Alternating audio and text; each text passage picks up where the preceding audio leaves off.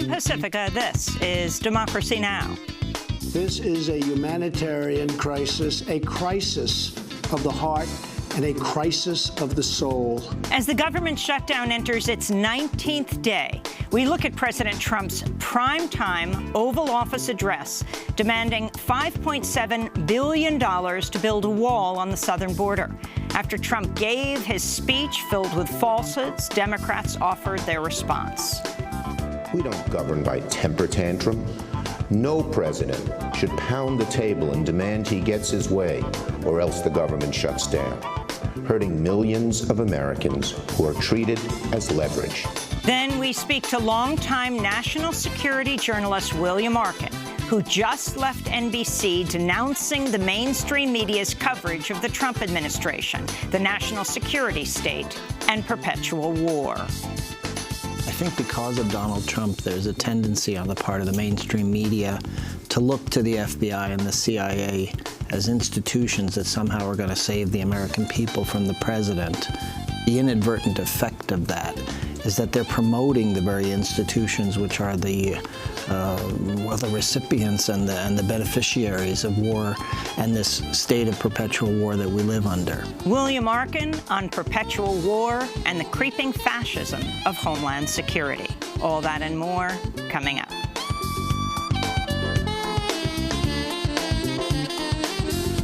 Welcome to Democracy Now!, democracynow.org, the War and Peace Report. I'm Amy Goodman.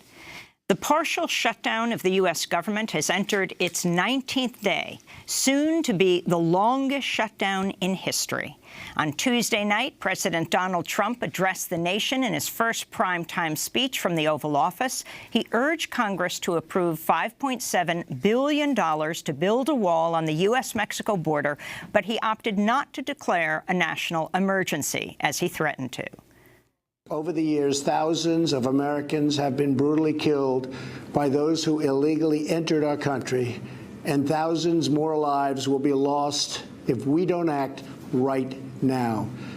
This is a humanitarian crisis, a crisis of the heart and a crisis of the soul. Last month, 20,000 migrant children were illegally brought into the United States, a dramatic increase. These children are used as human pawns by vicious coyotes and ruthless gangs. Trump's comments directly contradict numerous studies that show immigrants are less likely to commit violent crimes than U.S.-born citizens. Fact-checkers also disputed other key aspects of President Trump's claims about the drug trade and how his proposed border wall would be funded. Last week, Trump claimed multiple former U.S. presidents told him they should have built a border wall while in office. All four living former U.S. presidents or their representatives have since denied the claim, saying they did not have this conversation with Trump. After Trump spoke, Senate Minority Leader Chuck Schumer and House Speaker Nancy Pelosi delivered the Democrats' response, rebuking Trump's claims, calling for an end to the government shutdown, which will soon become the longest shutdown in U.S. history. We'll have more on Trump's address after headlines with Oscar Chacon, Executive Director of Alianza Americas.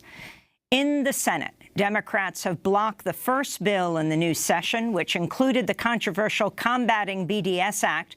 The legislation aims to prevent opposition to the Israeli government by allowing state and local governments to sanction any U.S. companies which are engaged in a boycott against Israel. The bill received a vote of 56 to 44, falling short of the 60 needed to advance. Democrats say they will block the bill until the government shutdown is over.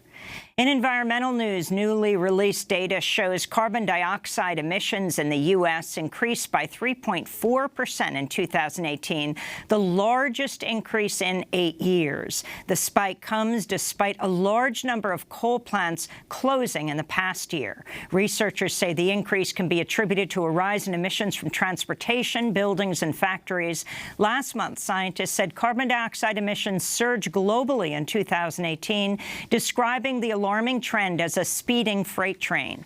In response to Tuesday's report, May Boovy of 350.org said, quote, there are consequences to government inaction. Without taking critical measures to cut fossil fuel emissions much more drastically, we're looking ourselves into the devastating consequences of climate change, including rising sea levels, more severe hurricanes and storms, wildfires, and more. With a new Congress in session, we demand they heed these warnings and step up to act at the scale of the crisis. Deputy Attorney General Rod Rosenstein is expected to leave his position as soon as the new Attorney General is confirmed, this according to emerging reports. Last month, Trump nominated former Attorney General for George H.W. Bush, William Barr, for the position. Barr is known for his expansive view of executive power and had previously sent an unsolicited memo to Rod Rosenstein criticizing Special Counsel Robert Mueller's ongoing Russia investigation. Rosenstein was seen by many as helping to protect Mueller from being fired and from other White House interference. If confirmed by the Senate, Barr will oversee Mueller's probe. In November, Trump retweeted an image from a pro-Trump Twitter account featuring Rosenstein as well as Robert Mueller and a range of prominent Democrats, including the Clintons and Barack Obama, behind prison bars. Text overlaid on the image reads, "Now that Russian collusion is a proven lie, when do the trials for treason begin?" Federal prosecutors are accusing former Trump campaign chair Paul Manafort of sharing polling data during the 2016 campaign with a suspected Russian intelligence operative named Konstantin Klimnik. The accusation came to light after Manafort's lawyers failed to redact the information from a court filing. The document shows Special Counsel Robert Mueller believes Manafort lied to investigators about his dealings with Klimnik. The New York Times reports, quote, "The document provided the clearest evidence to date that the Trump campaign may have tried to coordinate with Russians during the 2016 presidential race." A Russian lawyer who was present at the infamous June 2016 Trump Tower meeting was charged by federal prosecutors with obstruction of justice in an unrelated case. The case, however, seemingly points to evidence of Natalia Veselnitskaya's close relationship with the Kremlin, which she has previously denied. Court documents show Veselnitskaya was backed by the Kremlin in her denial of money laundering accusations, raising further questions about whether she was working for the Kremlin when she took the Trump Tower meeting. The meeting, attended by Donald Trump Jr., Jared Kushner, Paul Manafort, and others, came after she promised damaging information on Hillary Clinton in an attempt to help Trump win the presidency.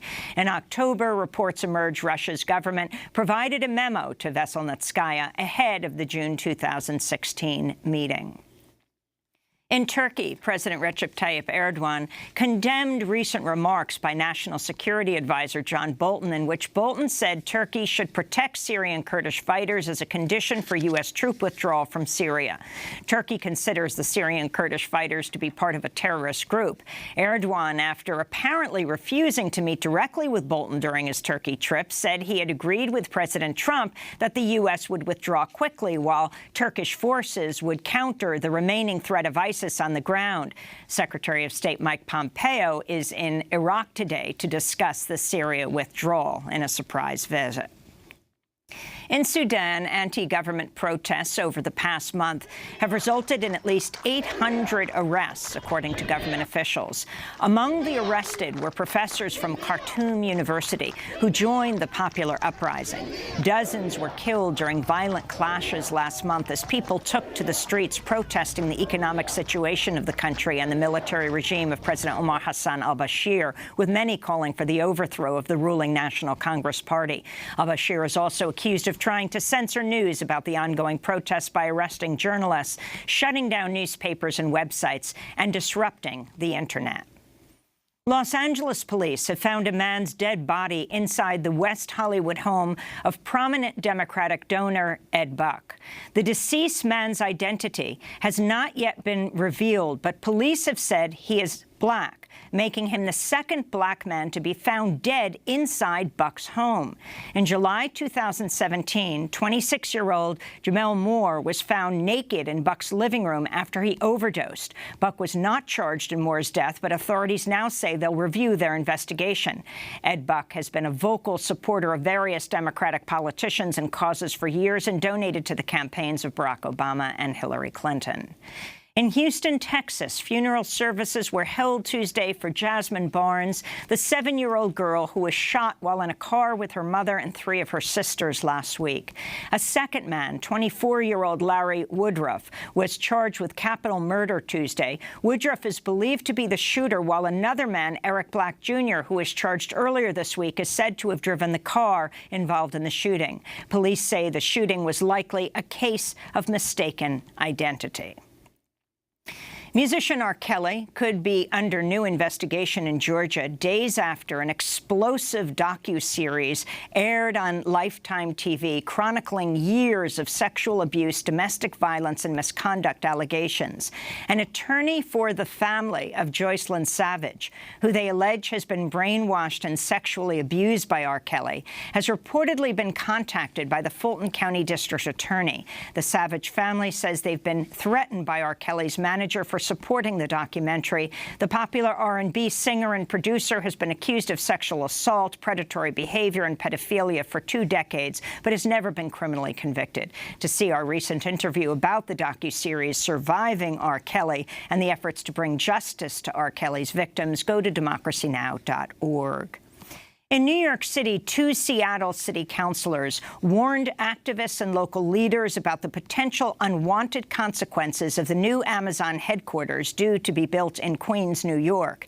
At a Monday organizing event, they said Seattle did not respond fast enough to Amazon's expansion, which left Seattle with a housing crisis as real estate prices soared.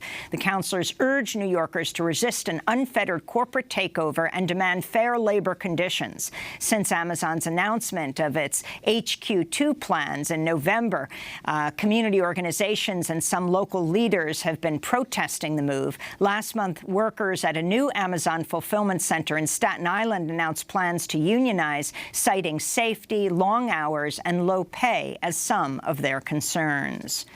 In Baltimore, Maryland, ICE agents have detained Salvadoran immigrant rights activist Roxana Orellana Santos after a routine check-in and might be preparing to deport her. Santos had previously sued Frederick County for civil rights violations and racial profiling after she was arrested while eating lunch on a curb in 2008. A Maryland court later found that Santos' right against unreasonable searches and seizures had been violated. Santos has been in the U.S. for over a decade after fleeing violence in El Salvador. She has 4 children living in the United States. Civil rights leader Angela Davis has responded to the Birmingham Civil Rights Institute's decision to revoke a human rights award in her honor over her activism for Palestinian rights and criticism of Israel. Davis says she was stunned by the move. In a statement, she responded, "The rescinding of this invitation and the cancellation of the event where I was scheduled to speak was not primarily an attack against me, but rather against the very spirit of the indivisibility of justice," she said. Davis will instead appear at an alternative event in Birmingham in her honor. In California, Governor Gavin Newsom introduced a health care proposal on his first day in office that would strengthen the Affordable Care Act and expand health care access for undocumented youth up to the age of 26. California's Medicaid program currently covers undocumented youth up to the age of 19. The plan would also restore the individual mandate in California, which was revoked in the 2017 Republican tax bill. And in New York City, Mayor Bill de Blasio announced Tuesday the city will guarantee health care for all New Yorkers. The plan's primarily targeting low-income and undocumented New Yorkers. An estimated 600,000 people in the city are not currently covered by any health care plan. This is Mayor de Blasio speaking at a news conference Tuesday. The ultimate solution is single-payer health insurance for this whole country, or Medicare for all. That's the ideal. That's what we need.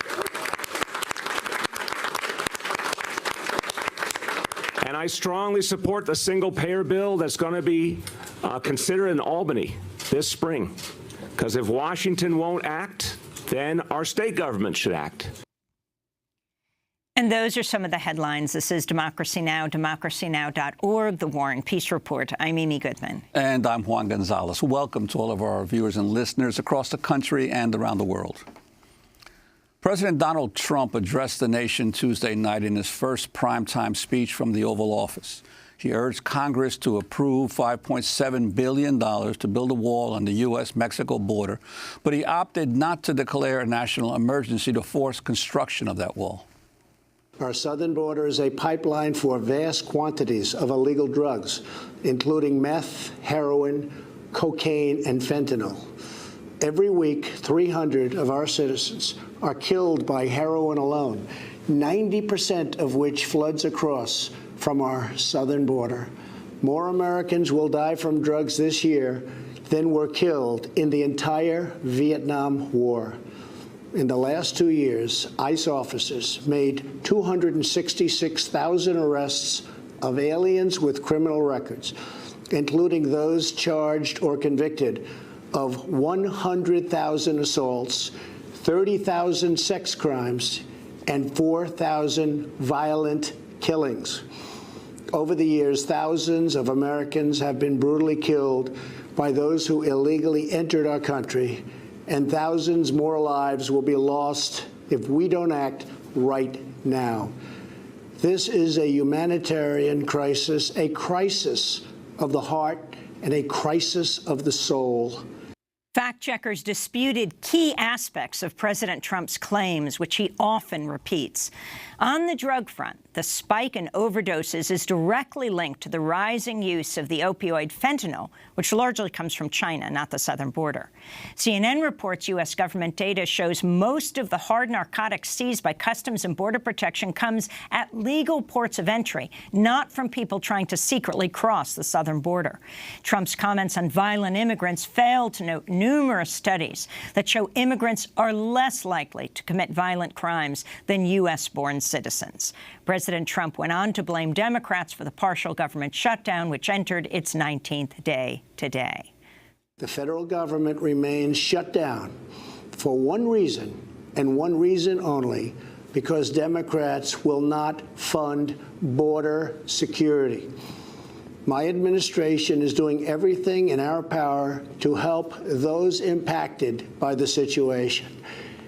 But the only solution is for Democrats to pass a spending bill that defends our borders and reopens the government. After Trump spoke, Senate Minority Leader Chuck Schumer and House Speaker Nancy Pelosi delivered the Democrats' response. The fact is, the women and children at the border are not a security threat. They are a humanitarian challenge, a challenge that President Trump's own cruel and counterproductive policies have only deepened. And the fact is, President Trump must stop holding the American people hostage, must stop manufacturing a crisis, and must reopen the government. The President of the United States, having failed to get Mexico to pay for his ineffective, unnecessary border wall, and unable to convince the Congress or the American people to foot the bill, has shut down the government. American democracy doesn't work that way. We don't govern by temper tantrum. No president should pound the table and demand he gets his way, or else the government shuts down, hurting millions of Americans who are treated as leverage. As the partial government shutdown extends into its 19th day and will soon become the longest shutdown in history if it continues, Border Patrol and TSA agents are being forced to work without pay. To talk more about President Trump's Oval Office address, we're joined by Oscar Chacon. He's the executive director of Alianza Americas, an immigrant rights group based in Chicago. Oscar, well, I'm sure you sat down and watched the, 9-10-minute speech of President Trump, where nothing he announced was new. And actually, overnight, the New York Times reported he didn't even want to give this speech because he recognized that nothing he said was new and he wouldn't convince anyone else. But repeated, and because every network agreed to broadcast this live, every major corporate network, repeated falsehood after falsehood about immigrants and about what's happening at the southern border. Can you talk about this speech? Absolutely. First of all, good morning and Happy New Year to both of you, Amy and Juan. Clearly, the speech last night was a repetition of the very lies that this man, Donald Trump, the U.S. president, has been saying since the moment he announced that he was going to be running for president. So what I saw in the speech last night was, again, a coming back in some ways, with even worse lies than before, of the same racist, xenophobic attack, very much adding insult to injury. Let's remember that this is the president that has been systematically attacking immigrants, attacking refugees, using lies to try to make his case. And I'm not surprised to hear that he was reluctant to make this speech, because in retrospective, they may come to regret the fact that he delivered this speech, which, as you said, and I agree, did not convince anybody about the merits of what this president is asking. Clearly, in my view, he was trying to use the very many failures of U.S. policy over many years to actually use it as justification to build a wall that anybody with a sense of respect for data, a sense of respect, for evidence, would agree, does not do anything in as far as solving problems, some of which may be legitimate. For example, the drug trafficking problem and the fact that there are a lot of people indeed dying in the U.S. as a result of drug trafficking has nothing to do, with the presence of immigrants in the U.S. And I believe that unless we are clearly in agreement that these are basically lies, supported more than anything else by prejudice, namely racism and xenophobia, we are not going to ever be able to get solutions to what is really a problem, which is the humanitarian crisis we are facing, where this president is clearly wanting to violate existing law, U.S. law and international law, when it comes to acknowledging the right that people have to seek asylum when their own countries have failed them in as far as protecting them and provide them a way of life that is decent and secure. Well, Oscar, I wanted to ask you, even the basic premise that the president has repeatedly said that there's a crisis at the border, when, as you say, the facts, if anyone who studies the facts knows that apprehensions at the border by the Border Patrol are near all-time lows. Back in 2000, there were 1.6 million people being apprehended at the border. And for fiscal 2018, it was less than 400,000. 1/4 of the number were apprehended last year than were apprehended back in 2000. So there's been a plummeting, a sharp decline in the apprehensions. The difference is that many of the apprehensions now are not of single men looking for work, but are of families, of children, so that the system is not geared to handling and detaining families and children as it was previously, when it was largely single men coming for work. I'm wondering your thoughts about this idea that there is a crisis at the border. Well, this is a classical case of trying to provide a medicine for an illness that does not exist. This is exactly what this particular approach by this president is all about. But keep in mind that from a strategy point of view, what this president is trying to do is to indeed get away with getting money for a wall that we don't need, and it would be an outright waste of taxpayers' money to put any money into it. But what he is really trying to do is to then, if he gets away with this, then say that the problem is not really the border, but that the problem is people coming into the country in every other way. Because in the end, keep in mind, this is an administration that when it comes to immigration and foreign nationals is driven by two principles. One is let's eliminate any possibility for people coming into the U.S. And number two, let's eject from this country people that we deem undesirable. This is what this president is really seeking to do. And again, he is using a false crisis. I repeat, the only crisis we really have is a crisis that results from the lack of respect for these people who are fleeing their own countries to be able to come into the U.S. and apply for political asylum and be given a fair hearing on the merits of their asylum cases. That is the crisis that we have, that is affecting children, family, and again, this president is simply ignoring this. Last night's speech was a clear case of ignoring entirely what the problem really is, which he is actually causing or making worse. Because in fairness, it did not begin with this president. It goes back several years, but clearly he's making it a lot worse. And also, I wanted to ask you about this issue of the cost of this wall that he wants to build, $5.7 billion. The reports I've seen show that this is for 234 miles of a wall. My rough math of that shows that this wall would cost about $6,000 per foot across the border. It's an enormous expenditure for a very small portion of the border. So even the mathematics of it don't seem to make sense. No, you are correct. I mean, frankly, and this is why I emphasize that this is simply one piece, one element in a larger strategy that this administration is pursuing. I am happy to see that Democrats finally seem to be growing a strong backbone, and I hope they find the wisdom also to oppose very clearly this particular attempt on the president to again continue in a strategy that ultimately seeks to basically seal us from any foreigners coming in and make us basically able to eject out of the country people they deem undesirable. It is important to understand that if we were really serious about building a wall, $5.7 billion is really a joke. You would need literally hundreds of billions of dollars to build the kind of wall that he promised he would build and that he also promised that Mexico would pay for it. Nothing could be farther from the truth. I wanted to play the response of Vermont Senator Bernie Sanders, who also gave a response. I mean, the Democratic leaders, Pelosi and Schumer, did a joint response, but on Facebook, Twitter, Bernie Sanders responded to Donald Trump's speech. President Trump tonight has told us why he believes we need the wall. It gives me no pleasure to tell you what most of you already know. And that is that President Trump lies all of the time. And in his remarks tonight and in recent weeks regarding immigration and the wall, he continues to lie. Just a few examples.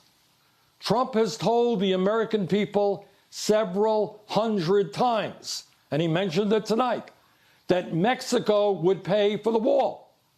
That's a lie. If this wall were to be built, Mexico would not pay for it. American taxpayers would. Trump said that thousands and thousands of terrorists are entering the United States from the southern border. That is also a lie. According to a State Department report released in September, quote, at year's end, there was no credible evidence indicating that international terrorist groups have sent operatives via Mexico into the United States, end of quote. That's not Bernie Sanders' opinion. That is a direct quote from Trump's own State Department. Trump recently said that some ex-presidents told him that they should have built a wall.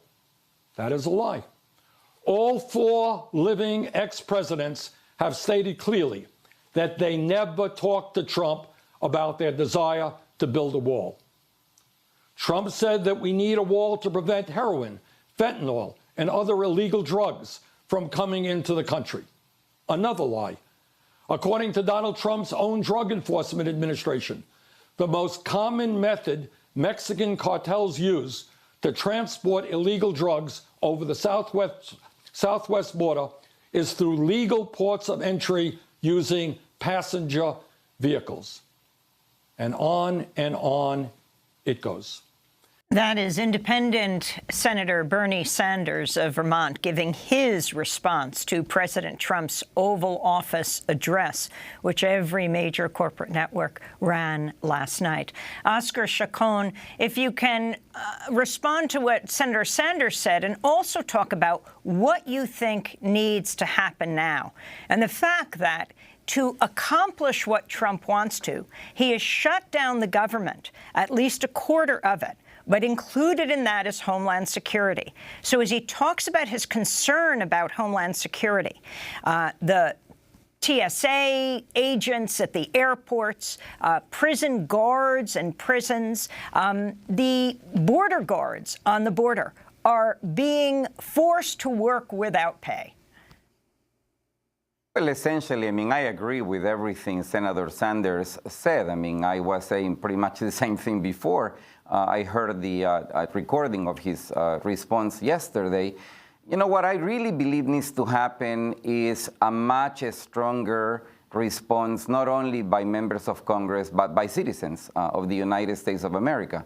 We need to understand that this is a president that seeks to create crisis, that seeks to create chaos, to then use chaos and crises precisely to continue to feed the fear campaigning that he does in order to get away with what he wants.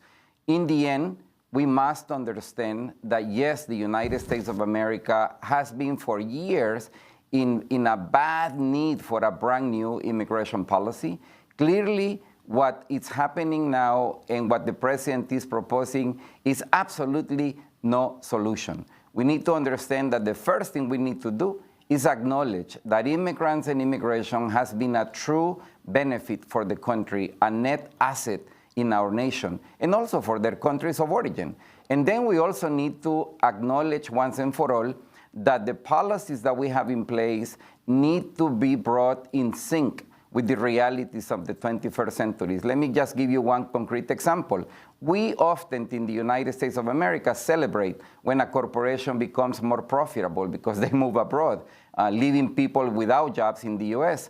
But we fail to acknowledge the fact that hardworking people in places in Central America or in Mexico should also have the right to be able to come and work in a country like the US if they consider that they will be able to get a better pay in return for their labor.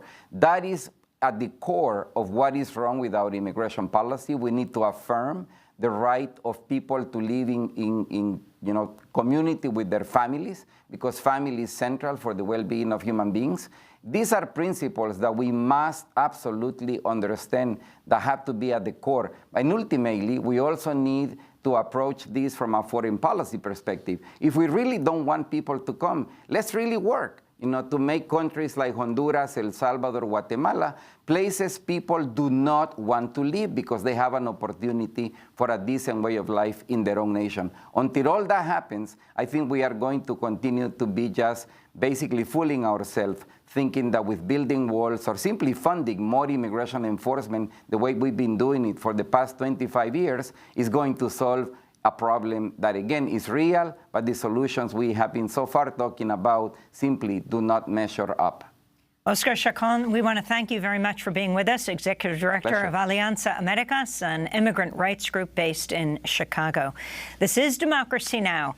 When we come back, the next guest just left NBC, writing a memo talking about perpetual war and the national security state. Its representatives are populating so many of the pundit positions of all the major networks. Stay with us.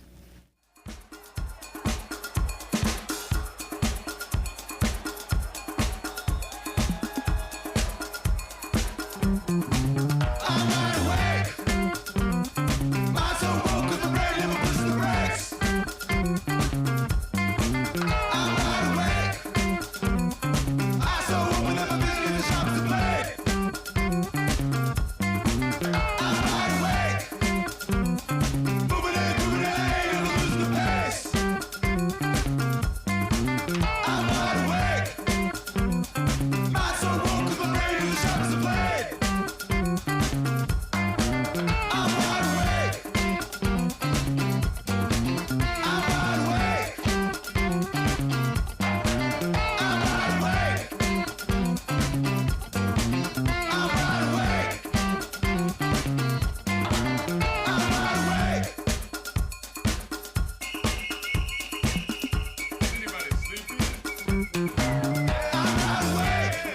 Wide Awake by Parquet Courts. Here on Democracy Now!, I'm Amy Goodman with Juan Gonzalez. Prisoners of Donald Trump. That's how longtime NBC reporter and analyst William Arkin described the mainstream media in a scathing letter last week announcing he would be leaving the network, accusing the media of warmongering while ignoring the, quote, creeping fascism of Homeland Security. Arkin issued the blistering critique after a 30-year relationship with NBC, calling for Trump-free media days and a reckoning about how the network encourages a state of perpetual warfare. In the memo, he writes, quote, I find it disheartening that we do not report the failures of the generals and national security leaders.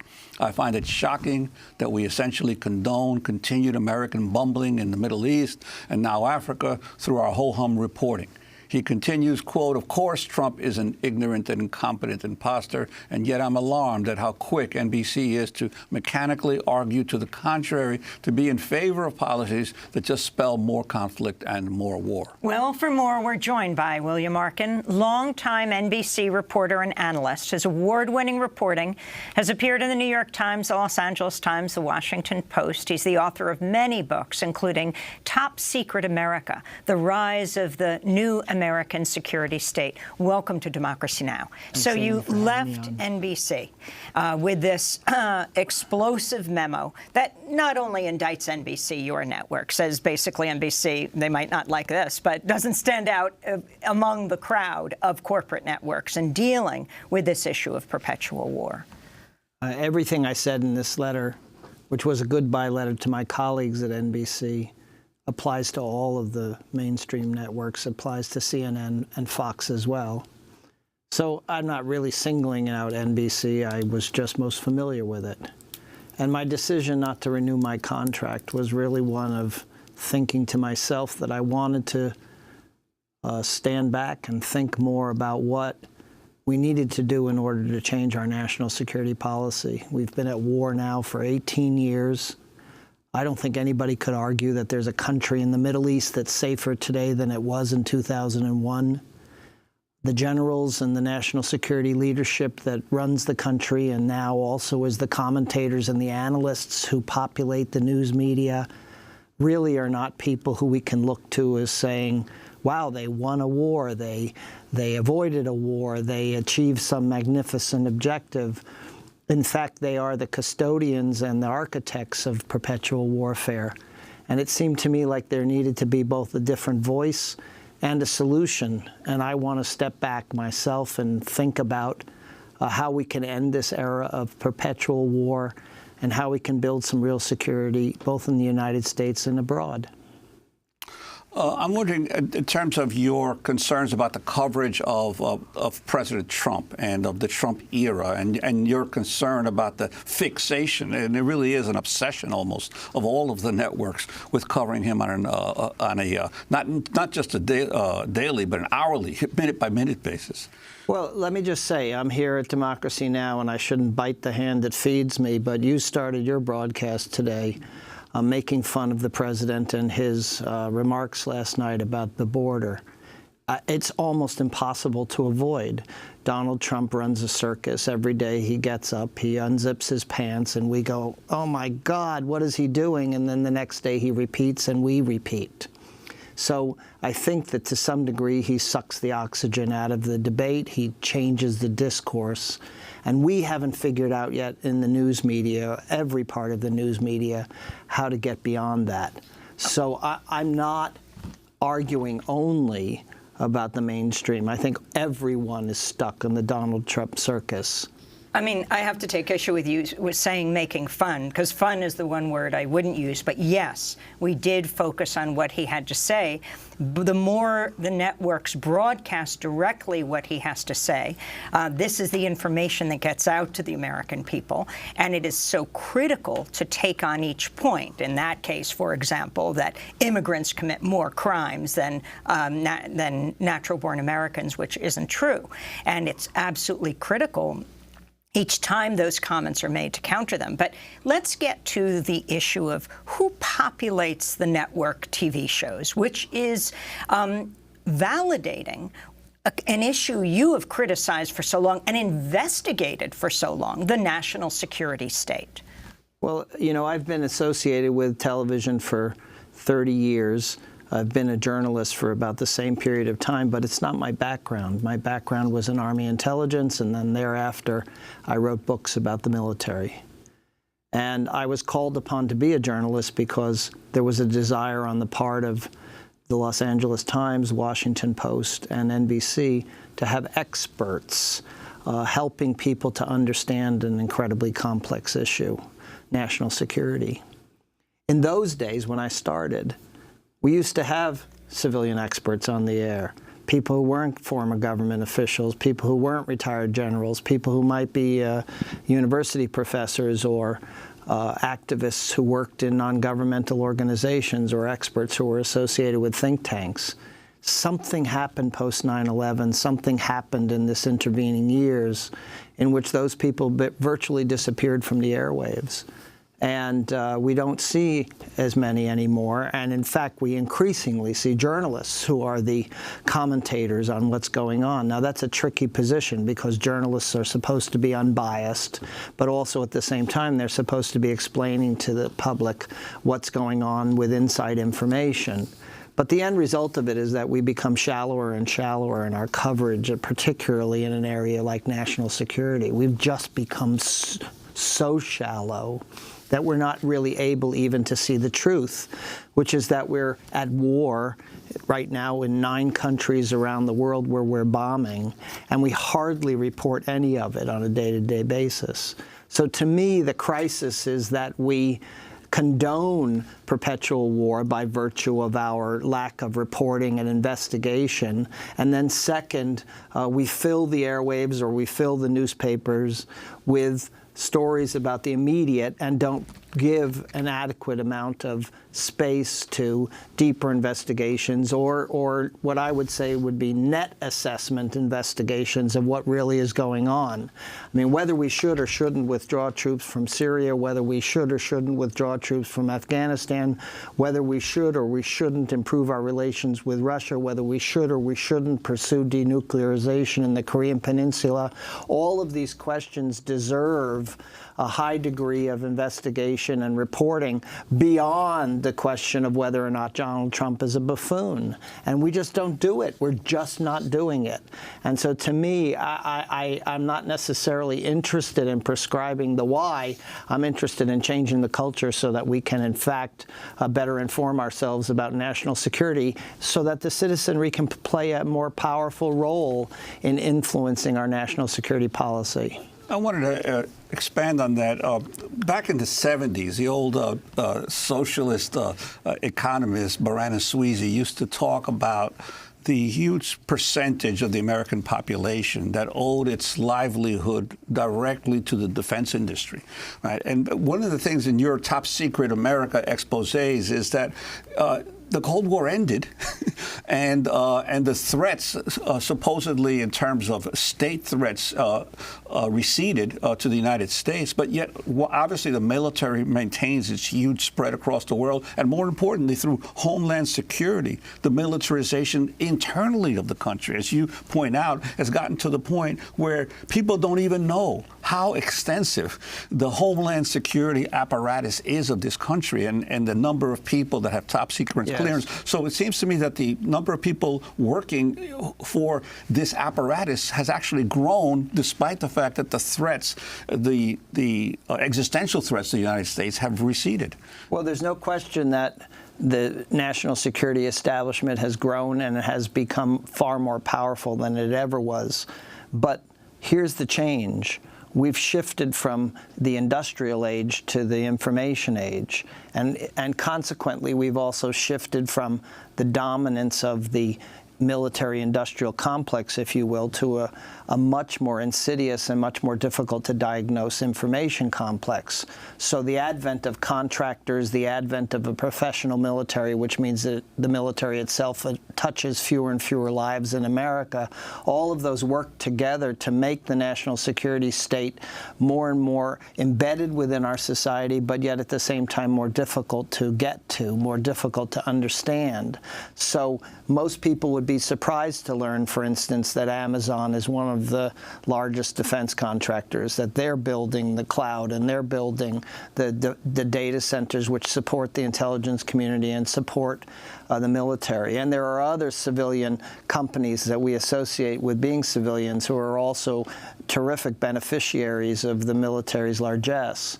So to me, to diagnose properly where we stand today, the point of the Top Secret America investigation was to show the wild growth of all areas of national security and this new invention of homeland security, if you will, but at the same time to point out that it wasn't something that was necessarily segregated from our society. It was more and more embedded within our society, and that made it more and more difficult to analyze properly and to do something about.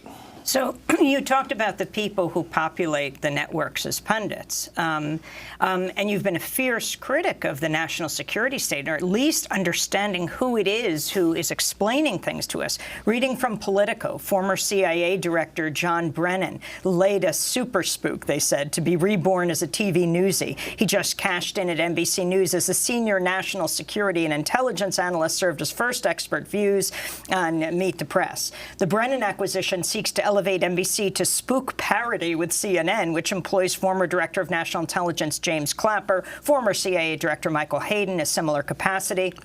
Other lesser-known national security veterans thrive under TV's grow lights, almost too numerous to list. They include Chuck Rosenberg, former acting DEA administrator, chief of staff for FBI Director James Comey, and counselor to former FBI Director Robert Mueller; Frank Figliuzzi, former chief of FBI counterintelligence; Juan Zarate, deputy national security advisor under Bush at NBC; Fran Townsend, homeland security advisor under Bush, and it goes on and on and on.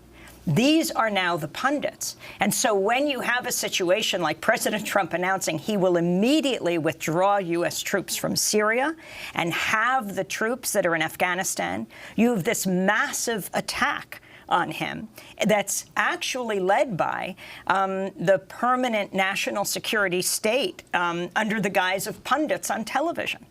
Well, I think that what you said stands for itself, Amy, but I would add to it that I think the real crisis is that when we have a panel discussion on television, in the mainstream press, and even in the mainstream newspapers, we don't populate that panel with people who are in opposition. We have a single war party in the United States, and it's the only one that is given voice.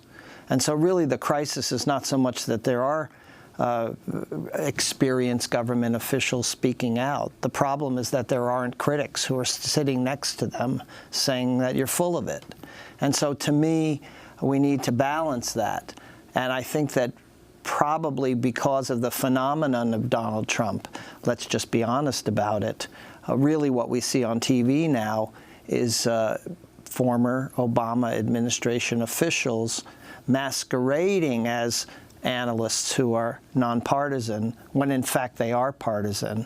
And indeed, we see fewer retired generals and fewer retired admirals who sometimes are useful in terms of explaining the profession of arms and the conduct of military operations in favor of these political figures who have a partisan view.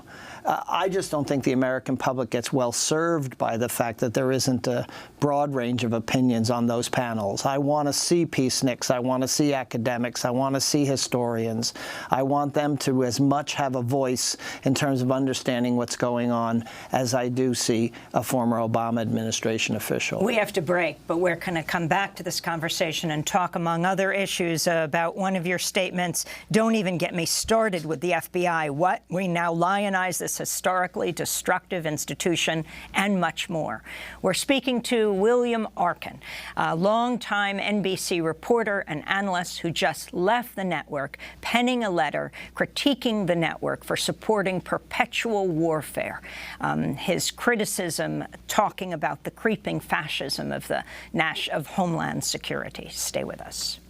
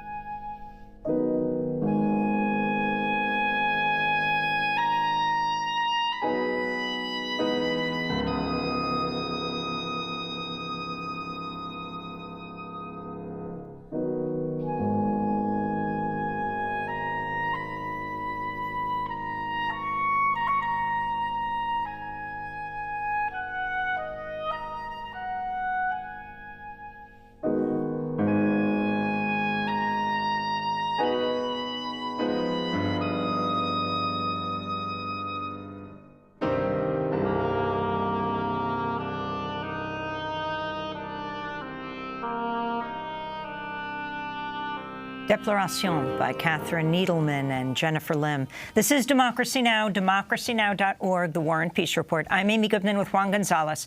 We're talking with Bill Arkin, longtime NBC reporter and analyst, leaving NBC after many years, wrote a letter that's been called the Perpetual War Letter, critiquing the network, his own and the others, for encouraging, quote, the Trump circus. His award-winning reporting has appeared in major newspapers around the country, from the New York Times to the Washington Post, author, among other books, Top Secret America, The Rise of the New American Security State. I'm Amy Goodman with Juan Gonzalez. Juan?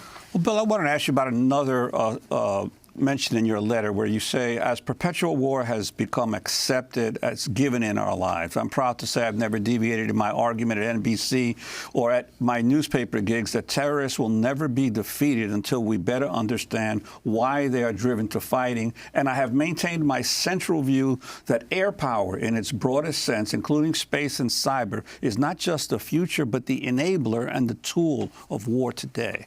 On both those issues, the question of understanding what drives the terrorists and also this whole issue of air power and the particular perspective that you have on it. Well, okay, so we have a way of war, and there's an American way of war, there's a Russian way of war, there's an old-fashioned way of war. And when the United States engages in warfare in the Middle East and parts of Africa, as it does today, it does so in a certain way. Yes, it's true that there are special operations commandos on the ground, and they, in fact, get down into the dirt and into the mud with the people that we're fighting. But by and large, the American military is highly technical, information dominant, dominated by aircraft, drones, space, cyber, etc. It's not necessarily the tool that is synonymous with the enemy. So we don't do very well in those conflicts in a way because there's a disproportionate amount of lethality and force between the two sides. But more importantly, the American way of war is to be very precise, and that's not necessarily what is appropriate in fighting a conflict in Syria, if you believe that we should be fighting in Syria in the first place. So it shouldn't be surprising to most people that the United States, when it bumbles into these countries in the Middle East and Africa, doesn't do very well. And when we even try to teach our allies on the ground how to be better fighters, how to be better militaries, we make an error of trying to make them emulate ourselves. And that's not necessarily either what is needed. So we have two problems. One is we have a presence in the Middle East which has grown enormously since 9/11. I believe that that military presence in itself provides the stimuli for the creation of more terrorists. Everyone has said this since 2001, but it has really reached a crisis point today, because even as the Taliban were defeated, or Al-Qaeda was driven into a small number, or as the United States was able to maintain some level of security in Iraq, what happened was new groups emerged, new groups kept popping up, and now we see ISIS, we see Al-Shabaab in Somalia, we see new organizations emerging in Niger, Mali, etc. So the net assessment of our presence in the Middle East, first of all, has to be, what is it that is about our presence itself that is the stimuli for the creation of both local and foreign fighters and their growth? And then second, what is it about our military and the use of our military forces that is inappropriate or not appropriate for the conflicts in which we fight? Now, you might not want to be in the Middle East at all, and you might not want to be in Africa. I could make a very strong argument that we should just get out of Afghanistan altogether, that there's no reason for us to be in Syria, that it's ridiculous for us to be fighting in North Africa, etc. But at the same time, when we are there, we're not applying military force in a proper way. So there's this sort of double analysis that's required, both the strategic analysis at the highest level, which we've failed to do because we don't have qualified civilians in positions of national security leadership. And second, this sort of more tactical analysis that the types of wars we fight, we do it in the wrong way. William Arkin, how many countries is the U.S. bombing now? We're bombing 9 countries. Well, we have in the last year bombed 9 countries, from Mali, Niger, Somalia, Libya, and then in the Middle East, it's Pakistan, Afghanistan, Iraq, Syria. You're not counting Yemen in that because of South. Yemen, yeah, and okay. Yemen, yeah. So that's it. And previously there was some fighting going on in Uganda, and even as we speak about the drug problem in Latin America, you know, there's military action that is taking place on a day-to-day basis in Colombia, Ecuador, some parts of Central America as well. You know, the United States still has forces in Honduras, et cetera. So really the scope and scale of the American military actions around the world is far greater than what most Americans perceive. But again, let's be clear about diagnosing the issue. It's less and less manpower intensive. It's more and more focused on drones. It's more and more focused on air power. It's more and more focused on space and cyber. And so we don't see the kinds of injuries and deaths that we were seeing a decade ago during, say, for instance, the surge in Iraq. It's become more invisible as a result of the style of American warfare. And as a result of that, it's almost as if the national security state has the ability to do what they want to be doing autonomously with very little intervention on the part of this civil society. William Arkin, you also write, don't get me started with the FBI. What, we now lionize this historically destructive institution? Well, there's a crazy collateral damage of Donald Trump, and that is that there are a lot of liberals in America who believe that the CIA and the FBI is going to somehow save the country from Donald Trump. Well, I'm sorry. I'm not a particular fan of either the CIA or the FBI, and the FBI in particular has a deplorable record in American society, from Martin Luther King and the peace movements of the 1960s all the way up through Wen Ho Lee and others who have been persecuted by the FBI. And there's no real evidence that the FBI is either is that competent of an institution to begin with, in terms of even pursuing the prosecutions that it's pursuing. But yet we lionize them. We hold them up on a pedestal that somehow they're the truth tellers, that they're the ones who are getting to the bottom of things, when there's just no evidence that that's the case. And what do you mean by the creeping fascism of Homeland Security? You know, I was against the creation of the Homeland Security Department in 2003 to begin with. First of all, don't like the word. Homeland Security sounds a little bit brown shirty to me. But second of all, it was created to be a counterterrorist organization, a domestic counterterrorist organization. And all during the Obama administration, we heard Janet Napolitano, the Secretary of Homeland Security, saying, you know, we are counterterrorism. But since then, we've seen they're creeping into cybersecurity. We've seen them creeping into election security. We've seen ICE and TSA become the second and third largest federal law enforcement agencies in the country. And so now Homeland Security sort of has become a domestic intelligence agency with really an unclear remit, really with broad powers that we don't fully understand. And we tend, again, to say Donald Trump's Homeland Security Department. Donald Trump couldn't find the Department of Homeland Security if somebody set him on the streets of New York, of Washington, D.C. So it's not Donald Trump's Homeland Security Department. It's our Homeland Security Department. And I think it's important for us to recognize that this is a department that is really operating on its own behalf and out of control. We have to leave it there. Since your letter on perpetual war has gotten so much attention leaving NBC, has NBC interviewed you? NBC has not interviewed me, but I'm gratified to the responses that I've gotten. I'm Amy Goodman with Juan Gonzalez. Our guest, William Arkin, had just left NBC.